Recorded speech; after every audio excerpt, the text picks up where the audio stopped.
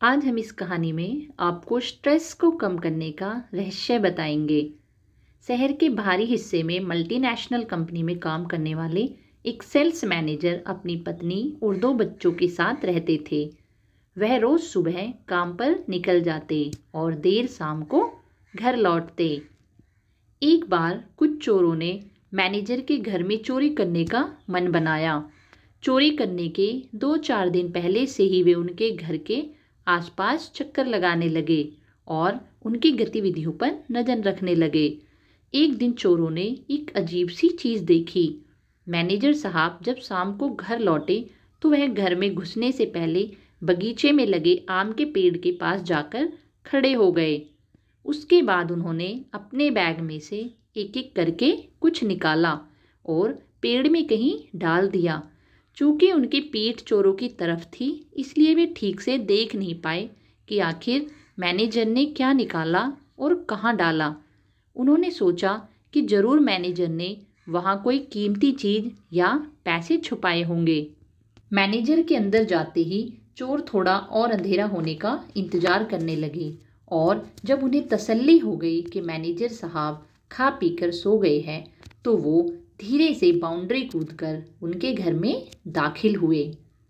बिना समय गवाए वे आम के पेड़ के पास गए और मैनेजर साहब की छिपाई चीज ढूंढने लगे। चोर हैरान थे। बहुत खोजने पर भी उन्हें वहां कुछ नहीं मिल रहा था। वे समझ नहीं पा रहे थे कि आखिर मैनेजर ने किस चतुराई से चीजें छिपाई है कि इतने शातिर चोरों के खोजने पर भी वे नहीं मिल रही है। अंत में हार मानकर चोर वहां से चले गए। अगले दिन वो फिर छिपकर मैनेजर के ऑफिस से लौटने का इंतजार करने लगे। रोज की तरह मैनेजर साहब देरी से घर लौटे। आज भी वे घर में घुसने से पहले उसी आम के पेड़ के पास गए और अपने बैग में से कुछ चीजें निकालकर उसमें डाल दी। एक बार फिर चोर सबके सो जाने पर पेड़ के पास गए और जी जान से खोजबीन करने लगे, पर आज भी उनके हाथ कुछ नहीं लगा।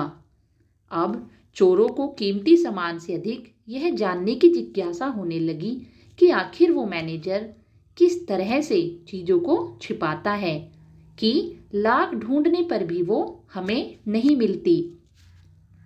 अपनी इसी जिज्ञासा को शांत करने के लिए वे संडे की सुबह शरीफों की तरह तैयार होकर मैनेजर साहब से मिलने पहुंचे। उनका लीडर बोला, सर देखिए, बुरा मत मानिएगा, दरअसल हम लोग चोर हैं। हम लोग कई दिन से आपके मकान में चोरी का प्लान बना रहे थे, लेकिन जब एक दिन हमने देखा कि आप ऑफिस से लौटकर आम के पेड़ में कुछ छुपा रहे हैं, तो हमें लगा कि बस काम हो गया। हम आराम से आपकी छिपाई चीज लेकर गायब हो जाएंगे और चोरी का माल आपस में बांट लेंगे। पर पिछली 2 रात हम सोए नहीं और सारी कोशिशें करके देख ली कि वो चीज़ें हमें मिल जाए, पर अब हम हार मान चुके हैं। कृपया आप ही हमें इस पेड़ का रहस्य बता दें। उनकी बात सुनकर मैनेजर साहब जोर से हंसे और बोले, अरे भाई, मैं वहाँ कुछ नहीं छिपाता। फिर आप रोज शाम को बैग से निकालकर वहाँ क्या डालते हैं? लीडर ने आश्चर्य से पूछा। देखो, मैनेजर साहब गंभीर होते हुए बोले, मैं एक प्राइवेट जॉब में हूँ, वो भी सेल्स की। मेरे काम में इतना प्रेशर होता है, इतनी स्ट्रेस होती है कि तुम लोग उसका अंदाजा भी नहीं लगा सकते। रोज किसी नाराज कस्टमर के ताने सहने पड़ते हैं। रोज सेल्स टारगेट को लेकर बॉस क्लास लगाता है। रोज ऑफिस पॉलिटिक्स के कारण दिमाग खराब होता है।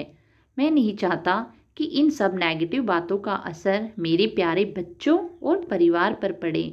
इसलिए जब मैं शाम को इन तमाम चीज़ों को लेकर लौटता हूँ, तो घर में घुसने से पहले मैं इन्हें एक एक करके इस आम के पेड़ में टांग देता हूँ। और कमाल की बात यह है कि जब मैं अगली सुबह इन चीज़ों को पेड़ से उठाने आता हूँ तो आधी तो पहले ही गायब हो चुकी होती है, यानी मैं उन्हें भूल चुका होता हूँ, और जो बचती है मैं उन्हें अपने साथ ले जाता हूँ। चोर अब पेड़ का रहस्य समझ चुके थे। वे चोरी में तो कामयाब नहीं हुए, लेकिन आज एक बड़ी सीख लेकर घर लौट रहे थे। दोस्तों, न जाने क्यों इंसान अपनी लाइफ को खुद ही टफ बनाता चला जा रहा है।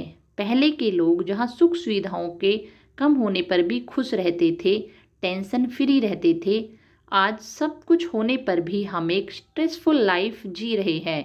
इस कंडीशन को रातों रात बदला तो नहीं जा सकता, पर एक काम जो हम तुरंत कर सकते हैं वो है अपनी स्ट्रेस का असर अपने परिवार पे ना पड़ने देना।